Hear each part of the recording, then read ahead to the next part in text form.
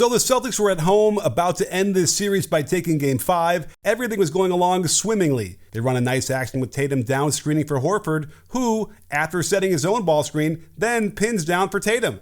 They get the switch they want with Connaughton trying to defensive slide to keep in front, but Tatum just dunks on him. This one is nasty. A big statement, and with a 13-point lead in the fourth, the Celtics were having visions of the conference finals already. But these Bucks are tough as nails. Check the tweet I sent right after this play, as Drew Holiday isn't fazed by the dunk, and while Pritchard is on Allen, Derek White is kind of just hanging out, and by the time he gets out of the way, Grant Williams is confused, thinking someone is going to switch onto his man. This is just enough space and time for Drew to cut the lead to 10. This is the Bucks' 5-out offense. Spread the floor and then get Giannis to pick and pop into a handoff to the left side. White has to chase Allen around the screen to limit the potential three-point shot. Williams is supposed to show but not let Giannis get below him. Just a great pocket pass leads the Greek Freak full speed, and there's nothing you can do about this. Up 11, you still need to run good offense. The Celtics ran horns way too much last night, and look at what Drew is doing to Tatum.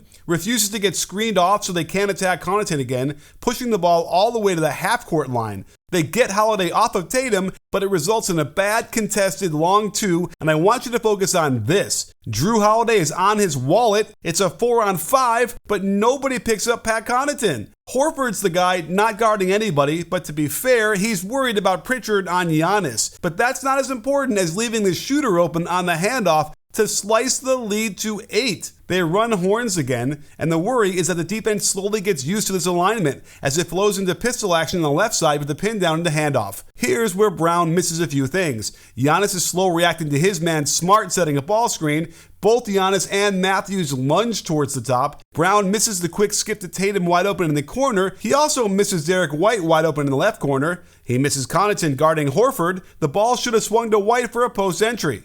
Instead, asking what Brown can do for you gets you the answer, shipping this ball to the front row via UPS ground. Instead of that handoff after the pop, Giannis had already decided he was going to go to the basket on Brown. The left foot runner, full speed, floating to the baseline with the right-handed shot off the glass is a ridiculously tough shot to hit. He probably lands before releasing it and then slams it off the backboard, but watch Portis slide right by Tatum, who didn't try to box out, as the Bucks continually hammered the Celtics on the offensive glass. This sequence had me thinking the Bucks are going to win this game. Despite the no call on White, who clearly wraps Giannis on the wrist, the Celtics sprint down with the man advantage but can't generate anything out of it. In the rush to pick up their men, they find Connaughton guarding Horford. In what should have been a good shot for Boston, White turns a simple lob pass into an adventure, and as soon as Drew crosses the midline here, Tatum needs to be moving closer to his man Matthews in the corner. This, my friends, is an open shot, and suddenly it's a 4-point lead.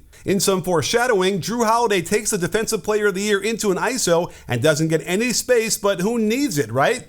Here's an interesting sequence. After the shot goes in, watch Giannis give a little high five to the back of Smart, who goes down like he's shot, trying to get the refs to call it. Giannis gives him a glare before deciding he's going to send a message to Smart on this possession. Just watch him force the referees to call an illegal screen as he clearly lowers his shoulder and even gets some forearm in there to boot.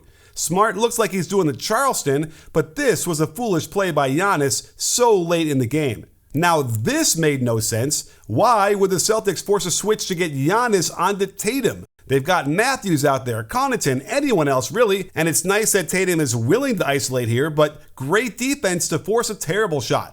Remember when I said that earlier sequence convinced me the Bucks were going to win? I was lying, since this tip slam by Horford made me a true believer in the Shamrock. Wes Matthews wants to add a little contest to the shot, leaving his man Horford a free run to the hoop, and with a 6-point lead in the TD Garden practically levitating, how could they possibly lose?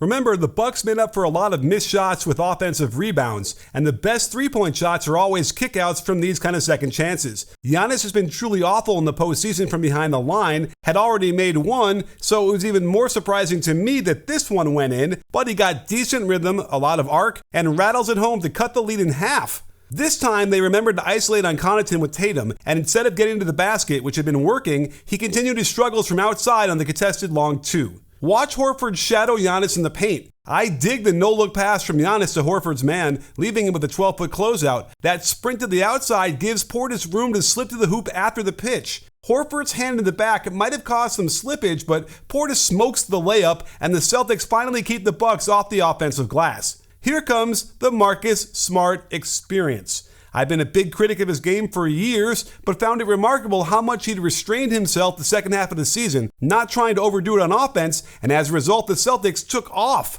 But in the back of my mind, I was worried that the old Smart would peak out. Well, this one was crucial. The behind-the-back pass gets him going too fast into the lane, and then watch as he simply drops the ball when trying to gather it.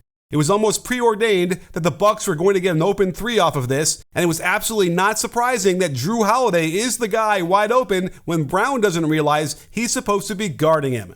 You can't say Tatum isn't learning on the job here, as he finally avoids the Giannis ISO, also avoids the step-back 20-footer, and gets 2 free throws going strong to the rack.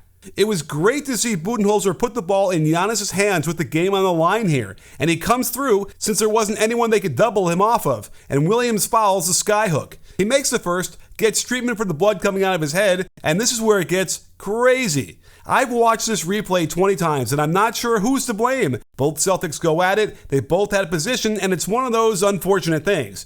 Portis does foul Brown by holding his arm down, which could have severely affected Brown's ability to corral that ball, but also weight room. Nobody wants to foul Portis, and he just puts it back for a 1-point lead. Stunning.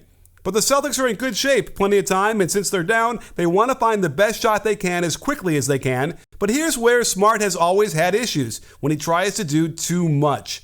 This quick attack does catch the defense off guard, but he's trying to shoot a runner as a double pump with Jrue Holiday literally swallowing this up, and this next sequence is one of the most impressive things I've seen. Not only to keep it in bounds, but then to save it off of Smart, leaving the Celtics having to foul and go down by even more. While Smart might be throwing his arms up wanting a call that simply wasn't there, I think he's just shocked and confused as to how good Holiday was, as we all were. Now, they're down by 3, and Smart coaches would have taken the foul and eliminate the chance to tie it up. But Budenholzer is a Popovich disciple, and Popovich does not foul up by 3. But when Smart is on the other team, you have an advantage. They run a play designed to go right back to Smart, and I think this was a mistake. They've got Matthews on the ground. Tatum is wide open. Smart has his head up. He must see it, but doesn't throw it. Worst of all, he again just loses his dribble. Instead of just picking up the loose ball, he tries to dribble it one more time.